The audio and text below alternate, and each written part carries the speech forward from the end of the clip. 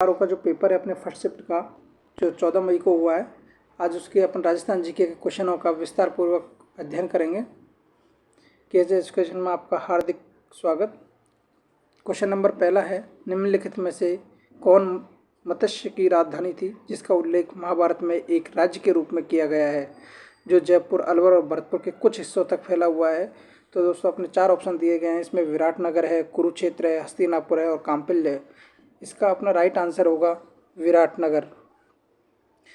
अगले क्वेश्चन की ओर चलते हैं।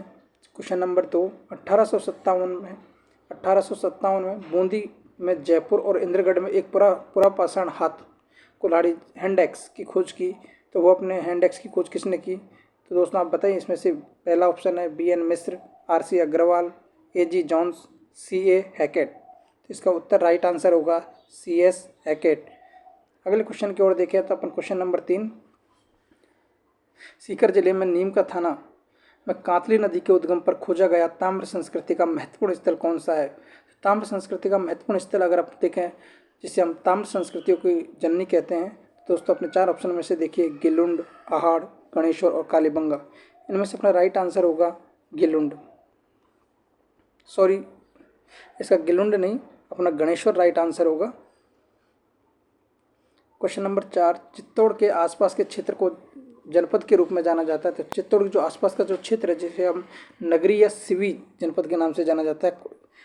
Option number 3 is right answer. Question number 5 है अपना गुहिल वंश में किसने कैलाशपुरी में एकलिंग जी लकुलिश का मंदिर बनवाया? वेरी इंपॉर्टेंट क्वेश्चन है। इसका अपना एकलिंग जी में जो लकुलिश मंदिर बनवाया वो अपना बप्पा रावल जी ने बनवाया। किसने? बप्पा रावल जी ने। क्वेश्चन नंबर 6 है, निम्नलिखित में से राठौड़ वंश के राजाओं में से किसने साहस और कूटनीति के माध्यम से मंडोर पर कब्जा कर लिया और उसे अपनी राजधानी बनाया? तो मंडोर पर कब्जा करके अपनी राजधानी बनाने वाले जो शासक थे वो दोस्तों अपने थे रावचुंडा। क्वेश्चन नंबर 7, स्थान, स्थापत्य और उपयोगिता के आधार पर किस प्रकार के दुर्ग जल से घिरे हुए हैं, उन्हें क्या कहा जाता है? तो दोस्तों उन्हें कहा जाता है अपने औदक दुर्ग की श्रेणी में आते हैं। क्वेश्चन नंबर 8, आभानेरी में स्थित हर्षद माता का मंदिर किस शैली में बना हुआ है? काफ़ी बार रिपीट हुआ है और ये अपने दौसा जिले के एक कस्बा है बांदीकुई, उसमें पड़ती है आभानेरी, जो गुज्जर प्रत्याहार कालीन शैली से निर्मित है। अपना ऑप्शन नंबर 3 इज राइट। अब क्वेश्चन नंबर 9 की ओर अपन बढ़ते हैं। राजस्थान में विवाह से पहले दूल्हे को रिश्तेदारों द्वारा आमंत्रित किया जाता है और लौटते समय जो गीत गाया जाता है उसे अपन क्या कहा जाता है? क्या उसे बन्ना बन्नी कहा जाता है? क्या उसे बिंदोला कहा जाता है? क्या उसे घोड़ी कहा जाता है या जला कहा जाता है? दोस्तों इसका अपना राइट आंसर होगा बिंदोला। क्वेश्चन नंबर 10 की ओर अपन चलते हैं। राजस्थान में मच्छर, बिच्छियों और लालर से क्या तात्पर्य है? ये पिछली बार रीट में पूछा गया क्वेश्चन था। और दोस्तों बिच्छियों, लालर, मच्छर जो अपने गीत, ये अपने लोकगीत है जो पहाड़ी क्षेत्रों में गाए जाते हैं, मेवाड़ क्षेत्र के प्रमुख लोकनाट्य हैं। इसमें अपना ऑप्शन नंबर 3 राइट होगा। क्वेश्चन नंबर 11 की ओर चलते हैं अपन। डॉक्टर ग्रियर्सन ने अपनी पुस्तक लिंग्विस्टिक सर्वे ऑफ इंडिया में राजस्थानी बोलियों को मुख्य रूप से कितने समूह में विभाजित किया है? दोस्तों बहुत इंपॉर्टेंट क्वेश्चन है। इसमें अपना option number 2 is right answer. 5 भागों में इसका विभाजित किया है। क्वेश्चन नंबर 12 देखते हैं अपन।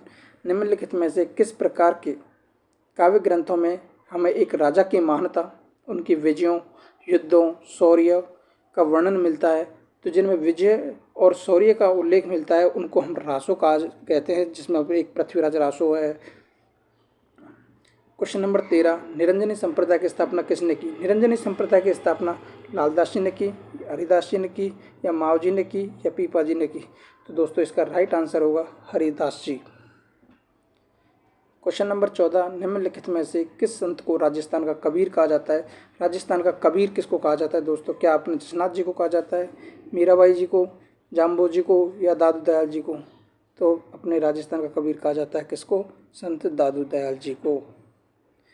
क्वेश्चन नंबर 15, गणगौर के अवसर पर होली की राख से बने केक पिंडिया के अंकुरों के साथ पूजा की जाती है। तो अपने गणगौर के अवसर पर जो राख से बने केक की पिंडियों के अंकुरों के साथ जो पूजा की जाती है वो अपने जौ से की जाती है। Option number 3 is right answer. Question number 16, Rajasthan में स्त्रियों द्वारा गले में पहने जाने वाले आभूषणों को कहा जाता है? क्या कहा जाता है दोस्तों? क्या उसे कर्णफूल कहा जाता है, मोकड़ी कहा जाता है, तिमणिया कहा जाता है, भोगली कहा जाता है? दोस्तों इसका राइट आंसर होगा तिमणिया, जो गले में पहना जाता है। क्वेश्चन नंबर 17, अल्लाह जलाबाई की लोकप्रियता का कारण क्या है? तो अल्लाह जलाबाई जो प्रमुख हमारे राजस्थान की मांड गायिका शैली के लिए प्रसिद्ध है, मांड गायन शैली Allah Jilaibai, right answer 1 number. Question number 18, 23 नवंबर 1931 को किसने भरतपुर में व्यापक किसान विरोध का आयोजन किया और जिसके कारण उनकी गिरफ्तारी में लघु किसान आंदोलन समाप्त हुआ? तो दोस्तों इसका राइट आंसर भरतपुर से संबंधित फौजी लंबरदार है। क्वेश्चन नंबर 19, दरगाह जिसे अब्दुल्ला पीर के नाम से जाना जाता है, बोहरा मुस्लिम संत अब्दुल रसल का लोकप्रिय मकबरा किस शहर में स्थित है? तो बोहरा मुस्लिम संत जो अब्दुल्ला रसल का लोकप्रिय मकबरा है वो अपने बांसवाड़ा जिले में स्थित है। क्वेश्चन नंबर 20, मेवाड़ प्रजामंडल की स्थापना किसके द्वारा की गई? तो मेवाड़ प्रजामंडल की जो स्थापना की गई, क्या विन नहरी द्वारा की गई, माणिकलाल वर्मा द्वारा की गई, जमनालाल बजाज द्वारा की गई, या पंडित नीलूराम शर्मा द्वारा की गई? तो दोस्तों इसका राइट आंसर होगा अपना माणिकलाल वर्मा।